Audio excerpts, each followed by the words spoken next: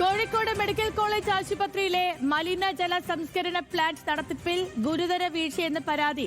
Plant നടത്തിപ്പ് ഏറ്റെടുത്ത company ലക്ഷങ്ങൾ വാങ്ങിയ ശേഷം പദ്ധതി ഉപേക്ഷിച്ചു. കോർപ്പറേഷന് ലക്ഷങ്ങളുടെ നഷ്ടമെന്ന ആരോപണം. എന്നാൽ പ്ലാന്റിന്റെ പ്രവർത്തനത്തിൽ അനിശ്ചിതത്വമില്ലെന്നും പുതിയ കരാറുകാരെ കണ്ടെത്തി പ്രവർത്തനം മുന്നോട്ടു പോകുമെന്നും ഡെപ്യൂട്ടി മേയർ ഡോക്ടർ ജയശ്രീ പറഞ്ഞു. News Malayalam exclusive.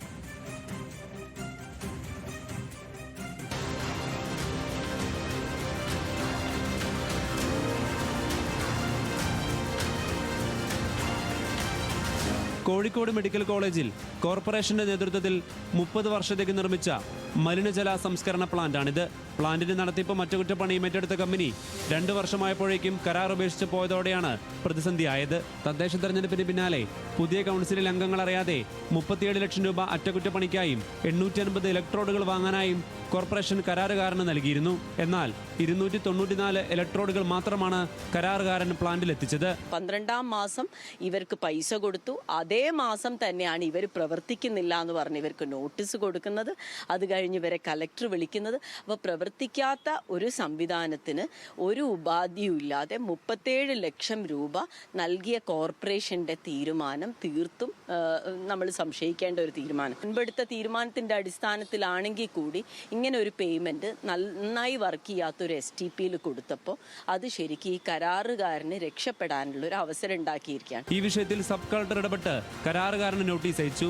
ജനുവരി 25-നുള്ളിൽ പരിഹാരം കാണണമെന്നും അല്ലാത്തപക്ഷം നിയമ നടപടികൾ സ്വീകരിക്കുമെന്ന് സബ് കളക്ടർ കരാറുകാരനെ അറിയിച്ചിട്ടുണ്ട്. നിലവിൽ സൈറ്റിലെത്തിയിട്ടുള്ള 294 ഇലക്ട്രോഡുകൾ സ്ഥാപിക്കുന്നതിനായി 6 റിയാക്ടറുകൾ ക്ലീൻ ചെയ്യേണ്ടതുണ്ടെങ്കിലും കരാറുകാരൻ 3 റിയാക്ടറുകൾ മാത്രമാണ് ക്ലീൻ ചെയ്ത് തയ്യാറാക്കിയിട്ടുള്ളത്. എന്നാൽ പുതിയ കരാറുകാരെ കണ്ടെത്തി കോർപ്പറേഷന്റെ മേൽനോട്ടത്തിൽ പ്രവർത്തനം മുന്നോട്ട് കൊണ്ടുപോകുമെന്നാണ് ഡെപ്യൂട്ടി മേയർ ഡോക്ടർ ജയശ്രീ പറയുന്നത്. നിർത്തിവെക്കേണ്ടി വന്നു കഴിഞ്ഞാൽ വീണ്ടും പണ്ട് വയനാട് മെഡിക്കൽ കോളേജിൽ നിന്ന് വെള്ളം ഒഴുകിയ മാതിരി ട്രീറ്റ് ചെയ്യാത്ത വെള്ളം ഒഴുകി വരേണ്ടി വരും. അപ്പൊ അതുകൊണ്ടാണ് സഡനായിട്ട് ഒരു ആക്ഷൻ എടുത്തത്. ഇതിനകത്തിൽ അവ്യക്തതയോ അല്ലെങ്കിൽ ട്രാൻസ്പെറൻസി ഇല്ലായ്മയോ ഒന്നുമില്ല. ഈ നടത്തുന്ന കോൺട്രാക്ടർക്ക് ഒരു ധാർമ്മികമായ ഉത്തരവാദിത്വം ഉണ്ടല്ലോ. ബിക്കോസ് അയാളാണ് അത് ചെയ്ത ആള്. അവർക്ക് തന്നെയാണ് നമ്മൾ ഇതുവരെ കൊടുത്തോണ്ടിരുന്നത്. ഈ കാര്യങ്ങളൊക്കെ അറിയുന്ന ഒരാളാണ്. അവരോടാണ് നമ്മൾ ഇമ്മീഡിയറ്റ് ആയിട്ട് ഇത് മാറ്റണം എന്ന് പറഞ്ഞത്.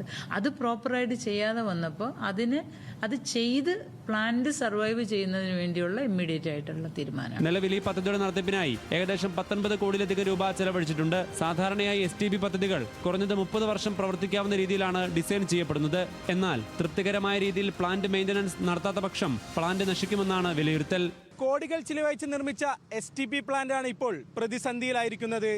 കരാറുകാരൻ പിൻവാങ്ങിയതോടെ കോർപ്പറേഷനും ഇതിന്റെ ബാധ്യത ഏറ്റെടുക്കേണ്ടി വന്ന സാഹചര്യമാണ്.